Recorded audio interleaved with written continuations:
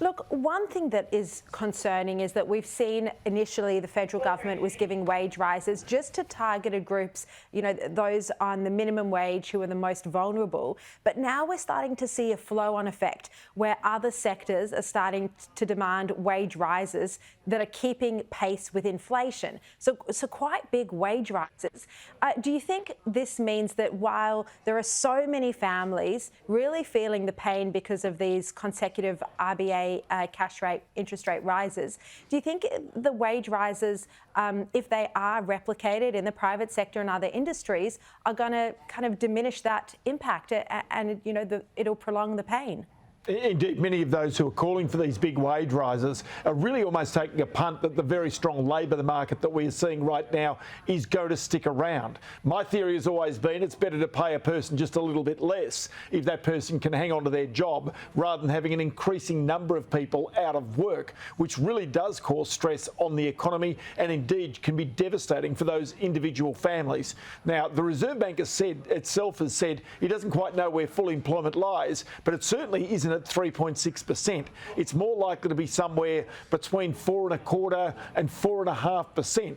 But at the moment, anybody who wants a job broadly can get one. There's only, sort of 500,000 people are unemployed in Australia. There's 14 million people who have a job. That's the stark difference between the unemployed and the employed in Australia. Now, as you start to see businesses start to adapt and change to these new high interest environments, it's likely that the unemployment rate will rise and go back above 4%. This is where you could see somewhere between 150 and 200,000 people out of work over the next 12 to 18 months. As I say, that's when the hurt really starts to occur. And broadly, that's as a result of many employers saying, look, not only do we not maybe need the new workers we're now seeking, but also we can't afford the wages, and particularly the higher wages that may be demanded by some parts of our society.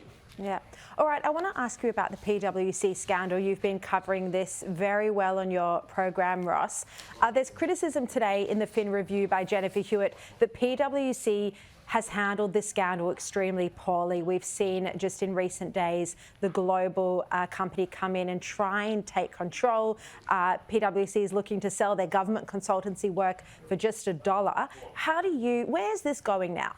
So just get your head around that $1, right? The $1 that you and I could pay, right? So think about this is a business that has 1,750 employees. This is a business that has turnover of perhaps $500 million a year.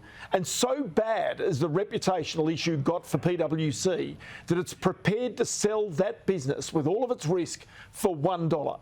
Now, if you get your head around that and understand that is the predicament that PwC has found itself in because of its appalling communication, because of its inability to deal with a scandal. Really, when the torch has been shone upon it, it's refused to open itself up and let the sunlight in. Instead, it's closed itself down. It's refused to name those people responsible, or indeed to rapidly find out who is responsible and then name them. So all of these things have really been, mismanagement of the highest order. The greatest fear of the other accounting firms, because they've all got the same structures. Partnerships, they don't pay tax. Broadly, the partners pay tax, but the actual companies themselves, in the PwC case, $3 billion worth of revenue per year. Do you see them in the top taxpayers? You generally don't, because guess what? That money goes to the partners. They look after their own tax affairs. It's time that this sector was completely fixed up, because it is rife, there's no doubt, with conflicts of interest and with a lack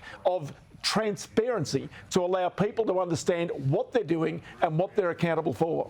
Yeah, well, it starts with PwC, and there's going to be scrutiny, as you say, on many of the other firms. Ross Greenwood, thank you so much for joining me, as always.